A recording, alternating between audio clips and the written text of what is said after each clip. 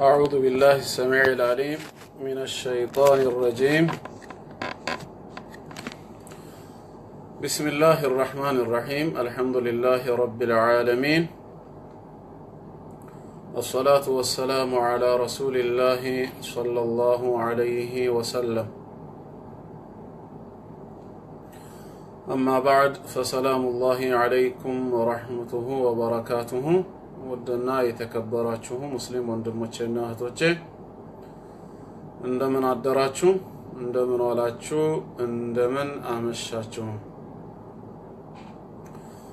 አልহামዱሊላህ አንድ ሙስሊም እህቴ ትንሽ ጥቆማ አድርጋኝ እሱን ላስታውሳችሁ ፈልጌ ነው። በተለይ በቅርብ ወደ እስላም የመጡ አዳዲስ ሙስሊም እህቶቻችን ሶላቱል ለይል ወይም ደግሞ ሶላተ ተሐጁድን በቤታቸው በሚሰግዱ ጊዜ እንዴት እንደሚሰግዱ አላወቁምና ሶላተ ተሐጁድ እንዴት ነው የሚሰገደው ብላ ጥያቄ አቅርባልኝ ነበር። ያው ለነሱ ማብራሪያ እንዲሆናቸው ፈልጋ ነው። ይሄን አጭር መልእክት ለማስተላለፍ ፈልጌ ነው ያው ወደ ፔጁ የገባሁት። ረሱላችን አለይሂ ሰላቱ ወሰላም መን ቃመ ረመዳን ኢማናን ወህቲሳባ غفر له ما تقدم من ذنبه። ረመዳንን የሰገደ ሰው ማለትም ቅያሙ ረመዳን ማለት ያው ሶላቱል ለይል ነው። ከተራዊህ ጀምሮ ከኢሻ ሰላት በኋላ ፈጅር አዛን እስኪል ድረስ የሚሰገድ ሰላት በጠቅላላ የለይል ሰላት ተብሎ ይጠራል። ኢማናን ወህቲሳባ አምኖ አላህ ዘንድም አጅርን አገኛለሁ፣ አላህ ከተቀበለኝ ትልቅ ምንዳ አገኛለሁ ብሎ ተሳስቦ ረመዳንን በዒባዳ ያሳለፈ የቆመ የአላህ ባሪያ غفر له ما تقدم من ذنبه ከዚህ በፊት የሰራቸው ወንጀሎች ወይም ኃጢአቶቹ በጠቅላላ አላህ ይቅር ይለዋል፣ ይምረዋል አሉ ረሱል አለይሂ ሰላቱ ወሰላም። ያው ዑለማዎች እንደሚሉት ታናናሽ ኃጢአቶችን በጠቅላላ ማለት ነው። ታላላቅ ኃጢአቶች ከባኢረ الذنوب ተውበት ሸርጥ ነው። ምክንያቱም በሌላ ሐዲስ الصلوات الخمس الجمعة إلى الجمعة ورمضان إلى رمضان مكفرات لما بينهن إذا اجتنب الكبائر። አንድ ሰላት ተሰግዶ ሌላ ሰላት እስኪመጣ ማለትም አምስት ወቅት ሰላት ማለት ነው። ጁሙዓ ተሰግዶ ቀጣዩ ጁሙዓ እስኪመጣ ድረስ፣ ረመዳን ተጾሞ ቀጣዩ አመት ረመዳን እስኪመጣ ሙከፊራቱ ሊማ በይነሁን በመሐከላቸው ለተፈጸሙ ጥፋቶች ወይም ጥቃቅን ኃጢያቶች ማስተሰረያ ወይም ማካካሻ ናቸው። ኢذا اجتنب الكبائر ሰውየው ታላላቅ ኃጢያትን ከራቀና ከሸሸ ወይም ከተጠነቀቀ ለታላላቅ ኃጢያቶች ከልቡ ተውበት ካደረገ እነዚህ ታናናሽ ኃጢያቶችን ይሰርዙለታል። ስለዚህ እዚህ ቦታ ላይም ቅያሙ ረመዳን በረመዳን የሚሰገደውም ሰላት ያንኑ አጅር ያስገኛል ማለት ነው። ስለዚህ አዲስ የመጣችሁ ሙስሊም እህቶች እንዲሁም ወንድሞች እንኳን ወደ ህይወት መንገድ አላህ መራችሁ። አልহামዱሊላህ። ለኛም ለሙስሊሞቹም ለናንተም አዲስ ወደ እስልምና ለገባችሁ ለማናውቀው ያው አንደኛ ሁክሙ ሱና መሆኑን እንድናውቅ ነው። ሶላተ ተሐጁድ ግዳጅ አይደለም፣ ነገር ግን ተወዳጅ የሆነ ሱና ነው። ከፈርድ ሰላት ቀጥሎ አላህ ዘንድ የተወደደ ሰላት ቢኖር በሌሊት የሚሰገድ ሰላት ነው።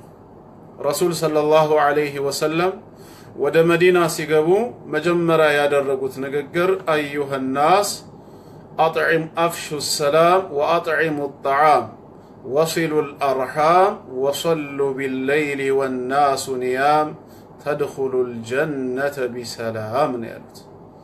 እናንተ ሰዎች ሆይ ሰላምታን አብዙ፣ በተገናኛችሁ ቁጥር አሰላሙ አለይኩም ወራህመቱላሂ ወበረካቱሁ ማለትን አብዙ። ወአጥዒሙ الطعام ምግብንም እንደዚሁ አብሉ። وصلوا الأرحام ዝምድናንም ቀጥሉ። وصلوا بالليل والناس نيام ሰዎች በተኙበት በሌሊቱ ሰዓት ተነስታችሁ ለጌታችሁ ለአላህ ስገዱ። تدخلوا الجنة بسلام ጀነትን በሰላም ትገባላችሁና ብለዋል። ከፈርድ ሶላት ቀጥሎ አላህ ዘንድ ትልቅ ደረጃ ያለው ምንድነው ማለት ነው? የሌሊት ሶላት ነው። ስለዚህ ሶላት ተሐጁድ በመነሳት ለአላህ መስገድ የምትፈልጉ የአላህ ባሮች አላህ ይወፍቃችሁ። ሁክሙን መጀመሪያ ያው ማወቅ ስላለባችሁ ነው። ሌላው አሰጋገዱ እንዴት ነው ተብሎ ለተጠየቀው ምንም ልዩነት የለውም። ማንኛውንም ሶላት እንደምትሰግዱት ሶላቱል ሌይል ወይም ተሐጁድንም በዛው መልክ ነው የሚሰገደው። አንደኛ ረሱል ሰለላሁ ዐለይሂ ወሰለም ሱኢለ አን ሶላቲል ሌይል ስለ ሌሊት ሶላት ተጠይቀዋል።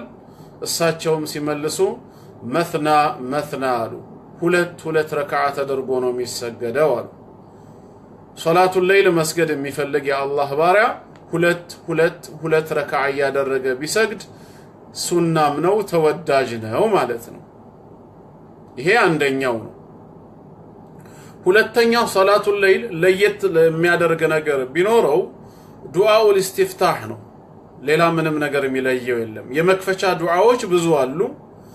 ለምሳሌ የምናውቀው በፈርድ ሰላትም ላይ የምንጠቀመው ሱብሃነከ አላሁመ ረበና ወቢሐምዲክ ወተባረከ ኢስሙክ ወተዓላ ጀዱክ ወላ ኢላሃ ገይሩክ ወይንም ደግሞ ሌላ እንደዚሁ ወጀህቱ ወጅሂየ ሊለዚ ፈጠረ ሰማዋት ወልአርድ እያልን እንቀጥላለን።